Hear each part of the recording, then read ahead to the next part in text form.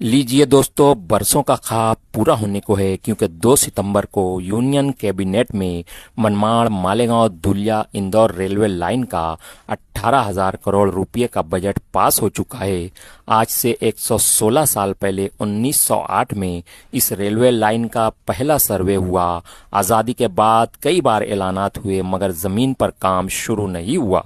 लाखों लोग आंखों में रेलवे का ख्वाब लिए इस दुनिया से रुखसत हो गए, लेकिन इस बार चूंकि बजट काबीना में पास हुआ है, इसलिए इंशाअल्लाह 2028 तक इस रूट पर रेलवे दौड़ने लगेगी। 309 किलोमीटर तवील ये रूट मनमाड़ से शुरू होगा, आगे कुंदलगांव, चौंडी, वरहाने, नागांव होते हुए मालेगांव की जुनूबी सिमतों 11,000 कॉलोनी के करीब मालदा सोनगांव होते हुए 40 गांव रोड क्रॉस करके साइने चिक्कलवाड़ के रास्ते धुलिया की सिमत बढ़े